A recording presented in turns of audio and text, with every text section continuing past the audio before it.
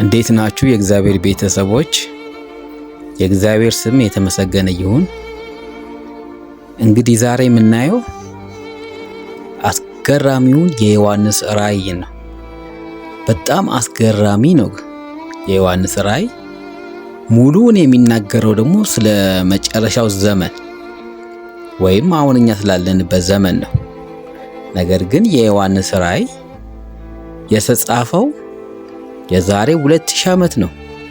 የሚናገረው ግን አሁን ስላለንበት ስለመጨረሻው ዘመን። በጣም የሚገርም የመጽሐፍ ቅዱስ ክፍል ነው እና ስለዚህ ከዮሐንስ ራእይ ውስጥ የተወሰነውን አንዱን ክፍል በጣም ትንሹን ክፍል እናያለን። ሌላውን ደግሞ በሌላ ጊዜ እናየዋለን። እንግዲህ ዛሬ የመረጥኩት ርዕስ በመጨረሻው ዘመን ስለሚመጡት ሁለቱ ቅዱሳን ወይም ሁለቱ ነቢያት ነው። እነዚህ ሁለቱ ነቢያት በፊት የነበሩ በምድር ላይ የነበሩ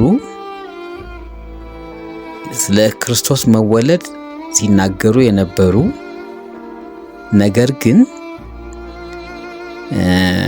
በጊዜው በነበረው በጣም ብዙ ስራ ከሰሩ በኋላ በሰሩ ጽድቅ ሳይሞቱ እስከ ስጋቸው ማለት ነው ወደ ብሔረ ሕያዋን ይሄዱ። ታዲያ እነዚህ ወደ ብሔረ ሕያዋን የሄዱት ቅዱሳን ነቢያቶች በመጨረሻው ዘመን ይመጣሉ፣ ወደ ምድር ተልኳቸውን ይዘው ይመጣሉ። ስለዚህ አውሬው በሚገለጥበት ሰዓት እነሱ ወደ ምድር ይመጡና ያስተምራሉ፣ ብዙ ማስጠንቀቂያ ይሰጣሉ። ዝናብን ከመከልከል ጀምሮ በጣም የተለያዩ ታምራትን ይሰራሉ። ነገር ግን ይሄ ሁላ መቀጫ ቢደረግባቸው በዘመኑ የሚፈጠሩት ኃጢአተኛ ሰዎች ከአውሬው ጎን በመሰለፍ ወደ እግዚአብሔር ወደ ንስሐ ለመግባት ምንም ፍላጎት አያሳዩ፣ ነገር ግን አውሬውን ይደግፋሉ። በዚህ መሃል እነዚህ ሁለት ቅዱሳኖች ከአውሬው ጋር ጦርነት ይገጥማሉ። በዚህም ጦርነት አውሬው ያሸንፋቸዋል። ሁለቱም ይሞታሉ። ሁለቱ ቅዱስ ነቢያቶች ይሞታሉ። ስለዚህ የዓለም ሕዝብ ከአውሬው ጎን ያሉት ማለት ነው በጣም ይደሰታሉ፣ በጣም ደስተኛ ይሆናሉ ነቢያቶቹ ስለሞቱ። እናም ሬሳቸው በቅድስቷ ከተማ መንገድ ላይ ይጣላል። እንዳይነሳም አዋጅ ይታወጃል። እስከ 3 ቀን አታንሷቸው፣ ዓለም ሁሉ ያያቸው ይባላል። ከዚያም በኋላ ዓለም ሁሉ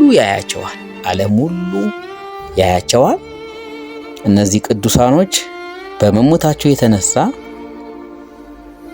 የአውሬው ደጋፊ የሆኑ ብዙ ሰዎች ደስታቸውን ይገልጻሉ።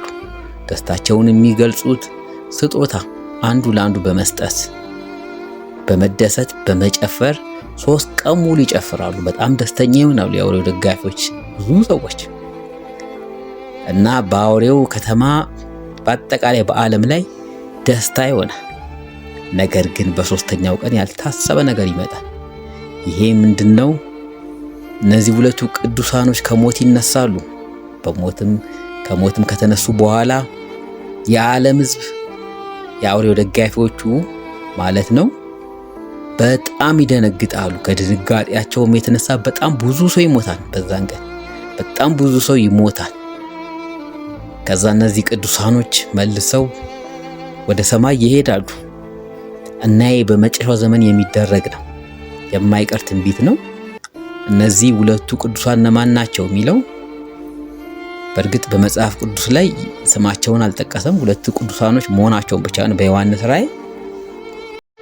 ግን እንደተገመተው ወይም ብዙ የሃይማኖት ሊቃውንት እንደሚሉት እነዚህ የሚመጡት ሁለቱ ቅዱሳን ኤልያስና ሄኖክ ናቸው ይባላል። ሄኖክ የመጀመሪያው ነብይ ነው። የዓለምን ምስጢራት ሁሉ ያየ፣ የጨረቃን የፀሐይን የሁሉንም አፈጣጠር አሰራር ያየነው በጣም የሚገርሙ ነገሮችንም ጽፏል። ኤልያስም እንግዲህ ያው በእሳት ሰረገላ ነው እስከ ስጋው ወደ ብሔረ ሕያዋን ሄደው። እንግዲህ እግዚአብሔር ከነዚህ ቅዱሳኖች ጋር እንድንሰለፍ ይርዳል። እግዚአብሔር ይባርካችሁ።